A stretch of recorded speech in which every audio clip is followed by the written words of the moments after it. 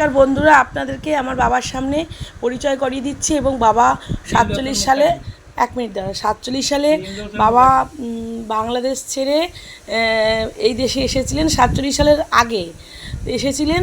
তো সেই ডিটেলস সম্বন্ধে বাবা কিছু কথা আপনাদের সামনে তুলে ধরি। তো শুনুন, তোমার নামটা বলো বাবা। আচ্ছা, তুমি কোথায় থাকো? আমি এখন এই ইছাপুরে।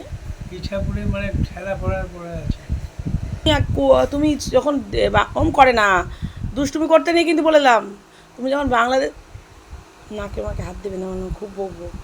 বলছি যে তুমি যখন বাংলাদেশ থেকে যখন এখানে আসলে, কোন ট্রেনে করে এসেছিলে? লালগোলাতে করে? ঢাকায় না, তোমাদের বাড়ি কোথায় ছিল? যশোরে। হ্যাঁ, যশোরে বাড়ি ছিল। হ্যাঁ। ওই দাদু ভাই কি করতেন? চায়ের দোকান ছিল। চায়ের দোকান। হ্যাঁ। যশোর কোথায় ছিল? সিভিল কোর্টের সামনে। যশোর বলো বলো, হ্যাঁ জোরে বলো, সবাই শুনছে। সিভিল কোর্টের সামনে। হ্যাঁ, চায়ের দোকান ছিল দাদু ভাইয়ের। তো ওখানে তোমরা থাকতে? হ্যাঁ, তা ওখানে থাকতে, তা ওখান থেকে চলে এলে কি কারণে চলে এলে? মুসলমানের তাড়ার জন্য আমরা বেরিয়ে, সেখানে জায়গা পাচ্ছি না, একটা স্থিতি হচ্ছে না, সোজায় বসো। এস্টাবলিশ করবো সেই সময়। মানে দাদু ভাই, তখন তো তোমরা ছোট, ছেলে মেয়েদেরকে কিভাবে দাঁড় করাবে, সমাজে প্রতিষ্ঠা করবে, তার জন্য বাবা, তোমার বাবা মা চিন্তা ভাবনা করে ওপার বাংলা ছেড়ে এপার বাংলা আসলো। তা কোন ট্রেনে এসেছিলে? তাকাও তাকাও, কোন ট্রেনে এসেছিলে? লালগোলাতে বলছিলে না? পাকিস্তান। সেটা বলো, কোথা দিয়ে এসেছো? যশোর থেকে কোন ট্রেন ধরেছিলে?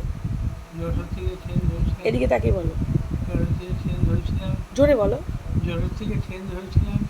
তো ওখানে ছিলাম রানাঘাট স্টেশন। হ্যাঁ, তারপরে? ওখানে ছিলাম, একদিন দুদিন ছিলাম।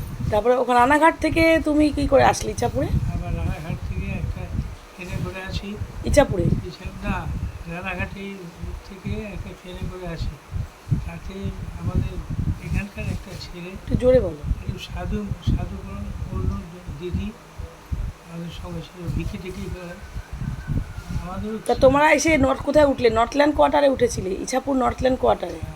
তারপরে ওখানে কতদিন ছিলে? ওখানে ছিলাম ধরো কতদিন হলো।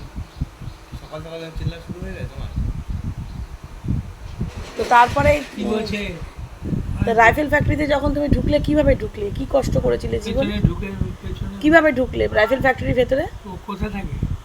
এটা তোমার নাতি সোনামণি, বলো।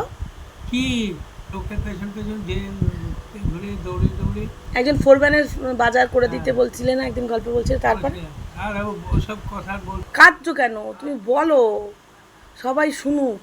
বলো বলো বাবা। ওইখানে চাকরি পেলাম। কোথায় কোথায় কাজ পেলে? ক্যান্টিনে ঢুকলাম। Rifle factory, ordinance factory. ক্যান্টিনে ঢুকলাম। হ্যাঁ, ক্যান্টিনে। তারপরে ক্যান্টিনে ঢুকে ওখানে চাকরি করতে করতে তারপরে ওইখানে লেগে